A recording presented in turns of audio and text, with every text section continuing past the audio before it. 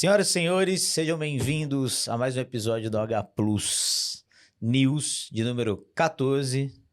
Após 2 semanas aí sem gravar, porque o nosso querido professor Thiago Rosante estava rodando o mundo após passar férias nas Maldivas. Quem me dera. Ele que já rodou mais de 36 mil quilômetros somente nos últimos 3 meses. Thiago Rosante, seja bem-vindo novamente aqui de volta. Nem te falo quanto eu tô acumulando de milha, viu? Pelo menos pra alguma coisa vai servir esse tipo de passeio aí profissional. É isso, Mas que bom. Estamos de volta aí com algumas notícias aí especiais da semana, né? Pra variar. Quando a gente pensa assim, nossa, a semana tá fraquinha, sempre tem algum acontecimento que vai dar aquele plus e você fala, putz, vamos lá, pô, nosso querido podcast pra comentar esse assunto, que isso aqui vai dar pano pra manga. É isso, vamos embora. Temos algumas notícias bombásticas para variar um pouco. Por favor, diretor, tá aí. Copa do Mundo. Isso aí, bom. O assunto deveria ser, né, meu? Copa A do vitória, Mundo, quem venceu, que foi sensacional a Copa do Mundo, vi vários jogos. Com um número de pagantes maior que a final do masculino no Brasil, no Maracanã. É mesmo? Isso eu não vi. Elas tiveram a final entre Espanha e Inglaterra do feminino lá na Austrália, foi um público maior do que o público pagante para a final no Maracanã. Sim, uma final então, assim, emocionante, um golaço. Para quem acha que o futebol feminino não é cativante, que não é emocionante, tem que assistir melhor. Obviamente, jogos de boa qualidade. É a mesma coisa a gente assistir futebol de má qualidade masculino e depois você assiste a Premier League. Cara, parece que é outro esporte. Eu fui ver Copa Paulista, Portuguesa e São José dos Campos. Nossa, doído, hein? Meu irmão. Eu vou te falar que nessas minhas viagens eu consegui assistir um jogo da Série D e um da Série C. Então, assim, você imagina o nível técnico dos caras. Aí você fala assim, realmente futebol sobrevive em alguns lugares, porque não tem estrutura, não tem nenhum tipo de técnica, treinamento, nem nada. E aqui a gente está falando de seleções que se prepararam para isso. Sim. Aliás, a campanha vale uma ressalva, né? A Espanha tomou uma peia do Japão durante a fase de grupos. Nem era das mais cotadas, a craque do time, a Putellas, não estava nem jogando. Isso. Mas mesmo assim a Espanha conseguiu se superar, se reinventar ali. Dentro de uma crise enorme na Espanha, envolvendo também machismo, as jogadoras brigando com o técnico bancado pelo presidente da Federação Espanhola, Luis Rubiales, e aí o Rubiales, para colocar a cereja do bolo, ou seja, depois de superar todas as adversidades, a falta da craque quase não joga a Copa, a briga com o técnico, depois de superar tudo isso, você é campeão, e aí na hora de comemorar você vai e faz uma dessa, né? O cara pega uma jogadora, felizão, diz ele que muito feliz no momento, e acabou tascando-lhe um beijo, um selinho, e depois dando um tapa ali na linha da cintura dela, como quando ela estava saindo, a meia Jenny. Então, a Jenny Hermoso ficou muito incomodada com isso, porque ela falou, a gente tem proximidade porque ele é da federação, a gente se conhece, isso não dá o direito dele me dar um beijo. Claro. E aí, a imprensa espanhola, mais uma vez, como se posiciona sempre de maneira muito infeliz, como a gente já comentou no caso do Vinícius Júnior, de novo fez uma série de notas e a maioria da imprensa falando, não, é porque eles são amigos, eles têm uma certa intimidade, isso é normal. E aí muita gente que criticou falou assim, normal, mas a Espanha cansou de ganhar um monte de coisa, o Real Madrid vive ganhando Champions. Sim. E nunca ninguém viu o Florentino Torres dar beijo na boca do Cristiano Ronaldo ou do Sérgio Ramos ou de quem quer que seja, muito menos quando a Espanha ganhou a Copa do Mundo, ninguém foi dar um beijão no Iniesta. Então é aquela situação de novo do homem. É normal que aconteceu só dessa vez. Exato. E aí é do homem querendo, assim, literalmente achar que é uma coisa normal, porque foi ele que fez, desrespeitando o desejo, a vontade, o direito de uma mulher que estava ali, literalmente, num momento até vulnerável, porque eu não esperava uma situação dessa, pegando sua medalha, comemorando ali num momento de extrema felicidade, foi surpreendida com o cara lhe roubando um beijo, literalmente, né? Ela falou até, né? Falou, poxa, eu fui pega de surpresa, nem entendi nada. Depois que eu fui pensar sobre, fez uma live. Na hora você nem processa, imagina. Você tá ali no êxtase, acabei de ser campeão do mundo, esforço danado, batemos a Inglaterra, um time favorito. Então, olha, que legal, tal. De repente, o cara me tasca um beijo. Na hora você, nem vou pensar nisso agora, não vou estragar minha festa. Mas depois, quando a poeira abaixa, né? Você vai, pô, Sim. por que os caras fez isso? E ele foi denunciado, né? Sim, Eu acho que o ministro dos esportes denunciou uma tá coisa pedindo assim. a cabeça dele, mas a gente sabe que essas coisas na Espanha são muito barulho. Nossa, a Espanha anda complicado, hein, meu? Sim, E aí depois que eu fui ler sobre os problemas das jogadoras com o técnico de assédio sim, moral, assédio moral psicológico, e enfim. psicológico. Algumas até recusaram a convocação, acho que umas 3, 4 ali. Então a coisa já estava Meio desandada. desandada, conseguiram superar, foram campeãs. Aí chega lá o presidente. Espanha, infelizmente, sendo Espanha, né? Mais do mesmo. A gente vai falando como a Espanha, cada evento desse tipo, a sociedade espanhola vai revelando uma face que é muito ruim, conservadora, machista, patriarcal, misógina. É uma face que a gente não queria ver, mas que vira e mexe aí.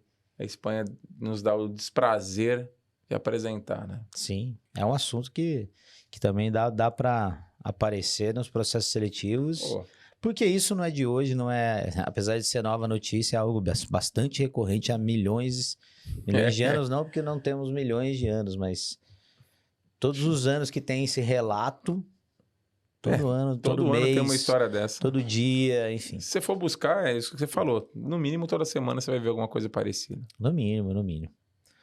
Bom, próximo assunto, próxima notícia da semana, por favor. Equador, eleições no Equador, putz, 2 pontos aí, né, meu? Aí você tem duas questões aí no Equador que são bem, bem importantes. Primeiro, aí do segundo turno, né? A eleição acabou sendo feita depois do assassinato do Fernando Villavicencio, um candidato que, na verdade, não estava disputando mesmo a cabeça ali, estava em terceiro, quarto. Mas era um candidato que incomodava com o seu discurso de moralização e combate à criminalidade. O Equador hoje sofre muito com vários grupos criminosos, boa parte deles vindos do México, migrados do México, ou seja, do narcotráfico mexicano, que está começando a ter uma inserção muito forte em países da América do Sul. O Equador é um desses. provavelmente por ser rota, né? Exatamente, por fazer ligação de rota com a Colômbia. Então, você tem ali Colômbia, Equador, Bolívia, numa rota ali, e aí você consegue conectar depois do Panamá, Colômbia, Equador, você vem ali para Bolívia e o Peru. Então, são países que estão com problemas estruturais em relação ao combate ao narcotráfico. A gente sabe o peso econômico do tráfico e quanto dinheiro ele gera. O narcotráfico no México é muito poderoso. Esses grupos mexicanos não têm muito medo de exército, de polícia, de repressão. Eles realmente são grupos muito ousados, eles estão acostumados a serem combatidos até por grupos norte-americanos que também não geram nenhum tipo de alívio. Então, esses caras literalmente vão para tudo ou nada. E aí foram e mataram o Fernando Villavicencio, quem concorreu. No meio de todo mundo, No né? meio de todo mundo. Foi um negócio assim. Não foi assim. Brutal. Pegaram ele em casa sozinho, não. Não, bom, aí você tem uma imagem para quem tá vendo do cara que acabou concorrendo na chapa do Villavicencio, que foi votar com capacete de proteção e colete à prova de bala, escoltado por exército por todo canto. As eleições mobilizaram 100 mil militares no Equador para poder transcorrer de forma calma e sem violência, sem incidentes mais graves. Então você vê como o negócio foi duro. E o candidato que concorreu ali no lugar do Villavicencio, até porque as cédulas ainda estavam com o nome do Villavicencio, porque não deu nem tempo de reimprimir cédula, ficou em terceiro com 16% dos votos, acaba indo para o segundo turno a candidata do ex-presidente do Rafael Correa, né, a Luísa Gonzalez, que foi com 32%, então ela vai com uma certa margem ali, uma vantagem. E, em segundo lugar, tem o Daniel Noboa, que é um cara que é filho de um grande empresário, que já foi candidato a presidente no Equador, e o Noboa ficou com 23%. A diferença não é tão grande, então muito vai depender do que os eleitores, 16% aí vão para por cair para que exemplo, lado? do Villavicencio vão decidir ir para que lado. As tendências no Equador, as pesquisas apontam que boa parte dos eleitores do Villavicencio vão correr para o lado do Daniel Noboa, porque são discursos mais preocupados com a economia, um discurso muito mais próximo do neoliberalismo, de uma coisa mais ligada a resoluções de questões econômicas, ou seja, reformas tributárias, investimentos em setores de infraestrutura, diminuição de impostos e cargas tributárias para que você gere crescimento no país, enquanto A proposta da Luísa Gonzalez é uma proposta mais correísta, ela que foi indicada pelo ex-presidente Rafael Correa, que é recuperar o país por meio de investimentos sociais, manutenção de programas de saúde e educação que são muito importantes e que geram um impacto social muito grande no Equador. Vale lembrar que o Rafael Correa está foragido, exilado na Bélgica, porque ele foi acusado por corrupção e saiu do país. Então, isso é uma mancha para a Luísa Gonzalez, porque ela carrega a sombra do Gonzalez e muita gente fala que se ela for eleita, ela vai acabar perdoando ele nos crimes de corrupção. Ela jura que não, mas aí isso gera uma certa desconfiança e ninguém sabe realmente onde isso vai parar. Então, apesar dela ter liderado o primeiro turno... Nada é garantido. Nada é garantido, Eleição porque esses aberta. 16% aí vão fazer muita diferença. Exato. A gente sabe que... Vai ser bem disputado, como muito no Brasil. provavelmente. Né? A análise é que no Equador você tem hoje uma linha eleitoral que é o correísmo, os caras que defendem a política do Rafael Correa, e o anticorreísmo, que é os caras que não gostam dessa política. Então, para variar, na América do Sul, mais uma vez, eleições polarizadas ao extremo. Tá? Como acontece como a gente isso? tem na Argentina agora... Isso que eu ia falar, o Elvis Presley. Exatamente, o nosso querido Millen, né? que não gosta de pentear o cabelo, e tá lá concorrendo. Não é uma garantia, na verdade, muita gente acha que na hora do vamos ver mesmo, na eleição mais séria, ele vai acabar desidratando e perdendo voto, não vai ser tudo isso, mas é um sinal que a população argentina, principalmente a turma mais conservadora, enxerga a Argentina como um país que não tem pulso, ou seja, que não tem governo, tá? Então, é uma coisa que está acontecendo aí na América do Sul como fenômeno, uma polarização muito radical de ideologias e parece que um meio termo ou qualquer coisa que seja uma vertente alternativa não tem muito espaço. Tá? Impressionante. E a outra notícia do Equador? Ainda vale lembrar que na eleição você teve um referendo popular para perguntar se a população queria que fosse explorado petróleo numa reserva florestal e uma área de preservação e patrimônio indígena. Então, dentro disso aí, já tinha começado um projeto, já estava começando a movimentação. É um projeto que geraria literalmente 82 bilhões em 20 anos para o país.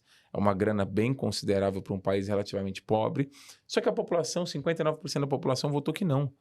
Que eles preferem preservar o parque e a reserva indígena do que explorar o petróleo ali. E é um referendo popular, você não tem muito o que fazer, ou seja, é a voz do povo indo ali falando não queremos. Tá? Não tem como...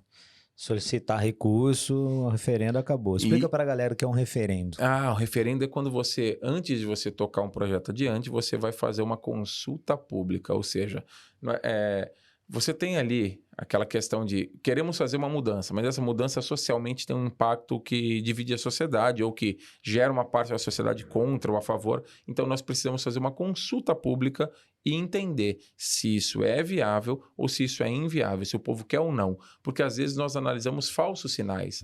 Eu acho que todo mundo quer. Aí eu vou fazer um referendo e não é bem assim. E foi o que aconteceu. As pesquisas apontavam uma certa divisão nas opiniões, mas durante a campanha eleitoral também ocorreu ali uma campanha explicando o que seria importante de preservar e por que era importante explorar, e o povo decidiu a preservação ambiental. Sim. Isso tem um impacto gritante para o Brasil, que tem um projeto aí assim, pronto para andar, que é a exploração no delta do Amazonas ali. Sim, na verdade. costa amazônica, que a gente já comentou, inclusive aqui, Exatamente. que o IBAMA tinha dado uma vetada e agora parece que isso é em terra de vez, porque os riscos para um acidente numa região desse tipo são enormes. E se isso acontece, meu amigo, a fauna e a flora vão pro buraco, né? Opa, isso foi comentado, então pesquisem aí os episódios do H Plus News, principalmente na reta final, façam um review, Isso uma aí playlist. tem uma carona de questão de vestibulares de São Paulo. Viu? Opa. E o último referendo popular do Brasil, se eu não me engano, foi de porte de armas. Foi do porte de armas. Foi? Tô certo? O último referendo foi. Não é comum o Brasil fazer referendo. Pois o é. último foi do porte de armas. Tá? Antes desse, lá atrás, a gente tinha tido um referendo perguntando se o Brasil tinha que ser presidencialista, parlamentarista ou monárquico.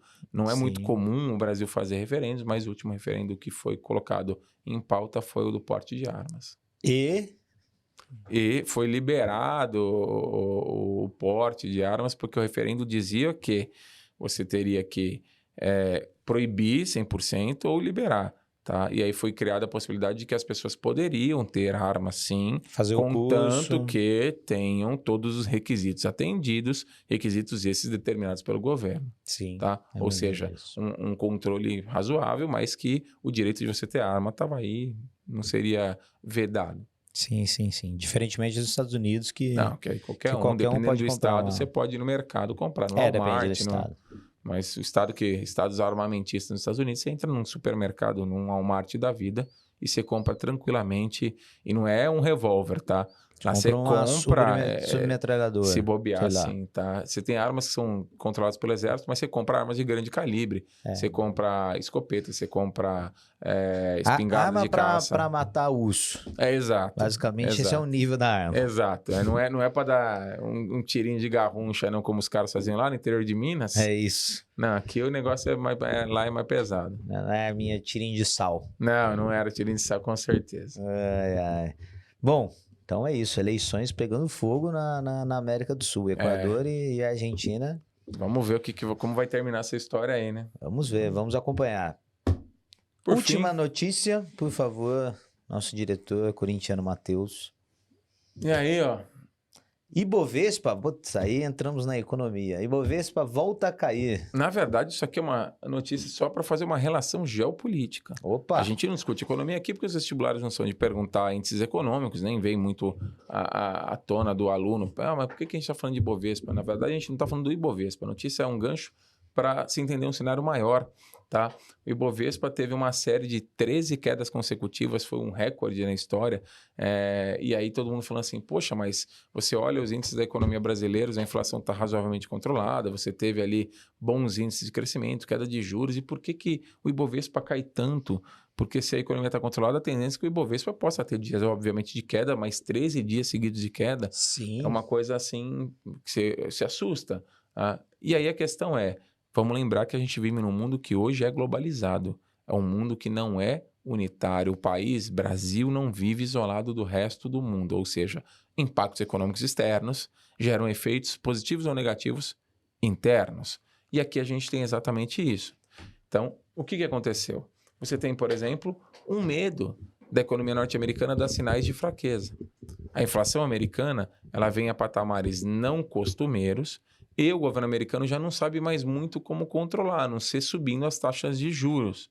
Resultado, dificultando a circulação de moeda, porque quando você sobe a taxa de juros, você dificulta empréstimo, você dificulta a vida das pessoas. Isso faz com que, nesse momento, você tenha nos Estados Unidos uma incerteza. E o mundo globalizado, com uma economia dolarizada, Estão conectados aos Estados Unidos. sofre exatamente com essa incerteza, e aí é aquela coisa, por que você vai deixar de investir aqui? Porque com as taxas de juros lá, é mais fácil você comprar títulos do governo americano com juros muito mais altos, a segurança econômica deles é muito maior que em boa parte do mundo, com juros altos, então fica muito atrativo, eles vão receber investimento, e isso retira investimento de uma série de países, no caso do Brasil, é um efeito claríssimo.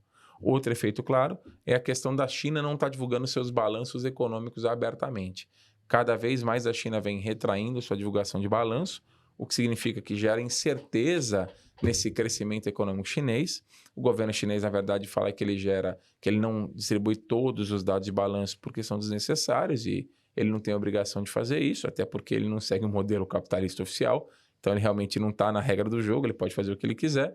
Ao mesmo tempo, o mundo capitalista fica preocupado porque o crescimento chinês pode, então, estar vivendo uma bolha que pode estourar a qualquer momento. Sim, como já vimos como isso já acontecer vimos na história. acontecendo nos próprios Estados Unidos E essa na bolha União imobiliária. Europeia.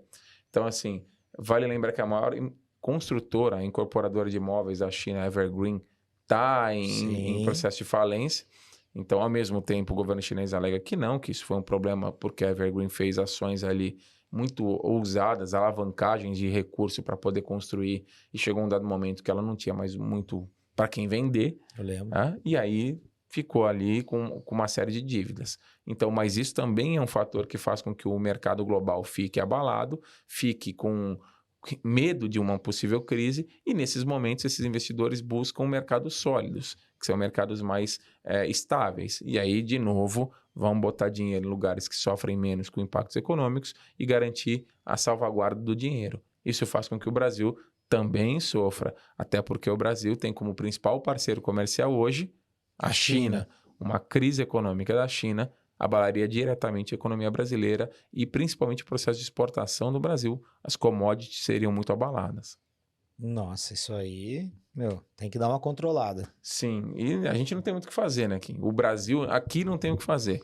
É torcer para os Estados Unidos criar ali algum índice positivo, fazer com que a economia fique mais calma, com que o mercado fique mais calmo Sim. e torcer para que realmente essa história da bolha chinesa não seja tão grave ou que se a China estiver passando por algum percalço econômico, que isso realmente não gere um reflexo maior para a nossa economia. Então, é a ideia do mundo globalizado, uma crise lá fora, gerando efeitos aqui dentro, ou seja, mesmo você olhando para dentro com índices estáveis, razoáveis, você mesmo assim corre risco de sofrer impactos negativos por efeitos externos.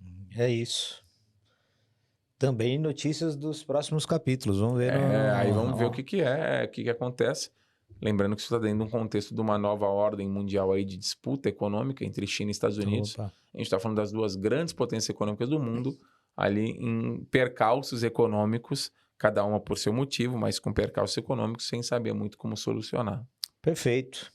É isso. Encerramos as notícias da semana. Opa, essa semana é só, ficamos por aqui, sem nenhuma notícia futebolística, né? Sem notícias futebolísticas, vamos aguardar aí, né? Esperando o Matheus voltar a ter felicidade na vida dele. Tem a volta. Vamos com calma. Tem jogo de volta. Né? Vamos mexer com isso aí, não. Não, é uma ida e uma volta, não dá pra falar nada agora. Isso, é Vamos isso. esperar. Pessoas, ficamos por aqui. Aliás, os alunos têm te procurado, vai perguntar do podcast. Sempre vão na minha sala, pô, professor Rosante já foi embora, queria falar com ele a respeito do podcast. Não sei se coisas boas ou coisas ruins. Não, ao vivo pelo menos são coisas boas. A gente sabe que normalmente quando é pra falar mal, o pessoal aproveita a rede social, a internet, que é um lugar que você tá mais protegidinho, né? Você joga a sua opinião e sai fora. Eu tô amando isso. Se você quiser xingar ou elogiar o professor Thiago Rosante, não titubeie. Manda ver aí, podem escrever à vontade. Isso, né? O importante é gerar conteúdo. Certo? Tá certo, não tem problema. Se for para fazer crítica, que façam pelo menos embasada, tá? Sim, critica e depois, né, pelo menos vai aprender. Dá uma base, exato. Vai aprender. É isso, pessoas. Ficamos por aqui. Muito obrigado, Thiago Rosante. Até mais, Joaquim. Até a próxima. Obrigado, Matheus. Até semana que vem. Se o Rosante não estiver em algum lugar do mundo. Falou? Um abraço. É isso. Beijo. Tchau.